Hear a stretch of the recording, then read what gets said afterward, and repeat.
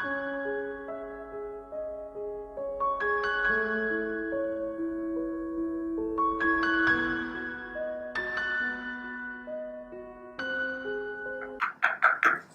may I come in? Yeah, for sure.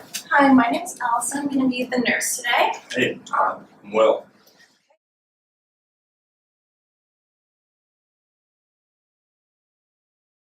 So I understand you were just in with the doctor, so we're just going to go over a focused health history. Yeah, for sure.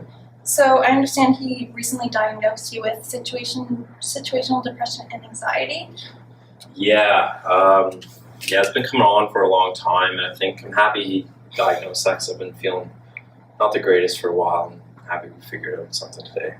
So could you describe some of your symptoms? Yeah, so my wife, she died about a year ago, and kind of since then I've been, obviously not feeling the greatest, pretty sad and depressed there, but it's really been acting up lately because I'm just kind of realizing it's just myself taking care of the kids, and with the depression it kind of comes and goes, but some days I find it really difficult to get out of bed, and once in a while I miss work and kind of put some other things on the back burner in my life, and that as a result kind of increases my anxiety. And I'm sorry to hear that. Have you had any other history of any depression or anxiety or any other mental health problems? no, like a month after my wife passed away, I did come to the hospital because I was feeling very depressed, and I was prescribed I think an SSRI during then. I don't know the name of it, but I just stopped taking it. I wasn't feeling that was working. I think I stopped taking it after like 3 weeks or something like that. So. Okay. So how are you coping with this whole situation? Yeah, I think the kids are the only thing that's really getting me through right now because I have to be there for them. But I think overall I'm not coping that well. I used to go running a lot and see my friends, and I found they're great. But I've been kind of a house hermit, just staying inside and not really interacting with many people. But I don't really take drugs or smoke cannabis or anything like that. I've never really drank in my life, so I'm happy that I haven't gone down that road, which is good. But yeah, overall, it's just been a very lonely experience, I found. I'm sorry to hear that. So you said you were on an SSRI before. Are you on any other medications currently? No, I'm not taking any other medications. I haven't really had any other health problems. I think I take the odd Advil once in a while, but that's about it. Do you have any allergies to medications? No allergies to medications, and I didn't really have many adverse effects when I was taking that last one. I just found it wasn't working for me. Okay. So you have 2 children. Do you have any social support that help you out with that? Yeah, their parents do stop into town once in a while. They only live an hour away, but I've just been so busy trying to keep a hold of work, and with the kids, I haven't really reached out to them. And my friends said they'd always help out whenever they can, but I'm guessing the support is there. I just haven't really applied it yet, unfortunately. Mm-hmm. And you work? Where do you work? I work at the steel plant. I run a forklift there. And has this depression or anxiety affected your work at all?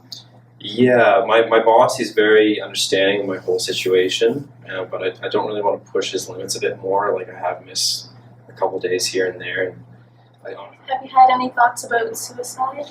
No, I haven't thought about that. So the doctor diagnosed you with situational depression with acute anxiety disorder. What's your understanding of this diagnosis? Yeah, it seems to line up with everything that's been going on with me right now.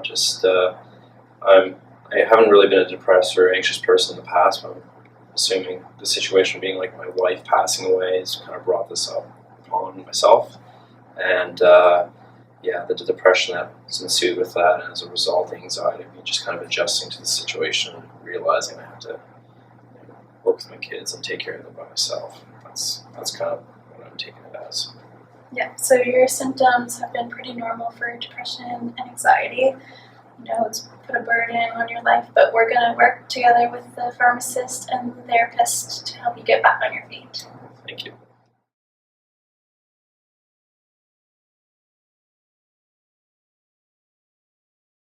So we like to work with other healthcare professionals to help you feel like your normal self again. So we're just wondering what your preferred picture might be. Preferred picture, I'd really like to be there for my kids a bit more. Obviously, I'd like to feel a bit better, and as a result, that can make me be more effective at work and being a little more receptive to reaching out to my friends and family, and maybe going for runs a bit more. I just would really like to get back in the driver's seat now. I understand. So that sounds really good. Our pharmacist Shannon was going to go over some medications for you and to help you achieve your preferred picture. So you've been prescribed citalopram, which is a selective serotonin inhibitor, and that's going to help with your depression. It helps a little bit with your anxiety as well. And you've been prescribed 20 milligrams, and that should be taken at night, just before you go to bed. And we're going to monitor you with this. For about 3 weeks, you'll start to see symptoms if you're going to have any, and we'll be monitoring you for 6 to 8 weeks as you take this. Some of the side effects with this include, and some of the things, the types of drugs or adverse effects that you have to avoid include. And the other one you've been prescribed, which is for your anxiety, is a PRN, which is as needed, benzodiazepine, which is alprazolam, this one, or Xanax. And that's kind of a sedative. It's going to help with your anxiety, take away that racing heart feeling. So we've started you on a low dose. Take it as you need it when you feel those symptoms. It can be addictive, so that's something we want you to be aware of. Don't overtake it. Don't use this as compensatory mechanism. This is just if you feel your anxiety racing, this is something you take. Some of the side effects include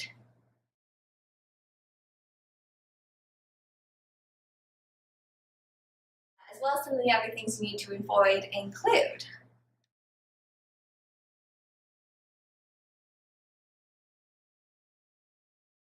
Yeah, I'm just wondering, so if I miss either one of these, I mean, this one's PRN, so it's kind of as needed. But I can't double up the dosage for either of them. I shouldn't. If I miss one, I shouldn't take two or anything like that. Okay. But it is important that you take them regularly, on time, same time every day. That's trying to get back out with like the friends and stuff. Like I don't drink a lot, but I'll have the odd beer. Am I allowed to have any sort of like substances while I'm on these, or I have to really watch out? Okay. Yeah. So you have to really watch out. No alcohol, no opioids, because they will affect both of your medications.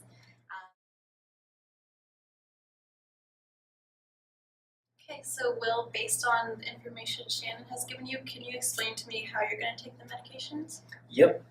So I'm going to take one of the SSRIs every day, preferably in the evening around the same time. So the wellness nurse is going to have a talk with you about non-pharmacological interventions.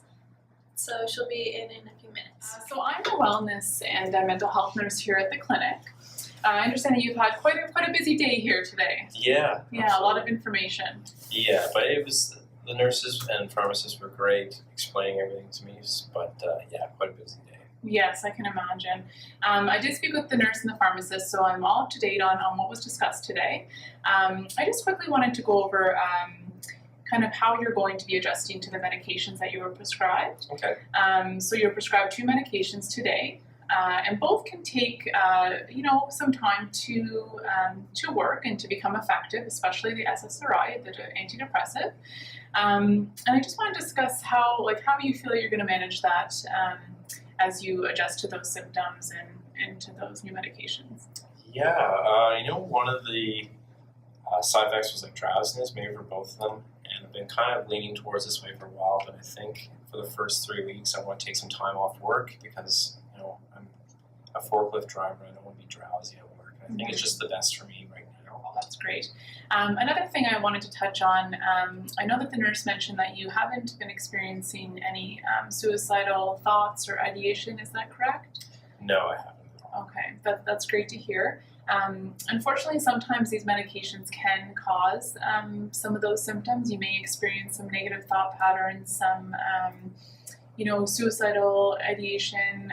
If you do experience anything like that, it's very important to notify us as soon as possible. Okay, so I do have this number here that I've outlined. That's a 24-hour line. You can call us at any time if you're experiencing anything that you don't feel comfortable with, if you're having any kind of thoughts, just to be aware of that and to give us a call. I just wanted to talk with you a little bit about other non-pharmaceutical methods for coping with your depression and anxiety. Okay. Do you have current hobbies or anything that you used to enjoy doing or that you'd like to get back to doing? Yeah, I used to run quite a bit and hang out with the guys after work and stuff like that. I've been, of course, I have kids, so I manage that as well. But I would like to get back to running and seeing more people because I kind of have to put that on the wayside there. Yeah, I know that definitely sounds like a great goal, and I think it's definitely achievable, especially with the help of the medications. I think that exercise would be an excellent stress reducer and would help with your anxiety and eventually help to lift your mood as well. So I think it would be a great idea to try and challenge yourself to get out, even once a week and move up to a couple times a week, even if it's just walking or a quick jog or something, just to get out there and start exercising again. And in terms of family support, do you have any family or friends nearby that can help out? And Yeah, I have some family. They live about an hour away, but they're always around. They're always in town. And my friends, they just live down the street and kind of from work, they live in town. So Oh, great. yeah, lots of folks around. Yeah, and do you feel comfortable reaching out to them and asking for some help? Yeah, I do. I haven't been, but it's kind of my plan. Is just to talk to them a bit more and be more engaged. We work really closely with psychologists in the area, and they offer group therapy. And there's one session that's actually in relation to grief and to the loss of loved ones, and it's open to families as well as individuals. And I think that would maybe be something that would be. Yeah, I'd love to try that. We have you scheduled in for about 2 weeks for a follow-up, just to see how the medication and see how the non-pharmaceutical methods are working for you. And if you're able just to kind of recap what you've learned today, I know it's been a lot, sure. but just to make sure that I know that you've understood what we've talked about today.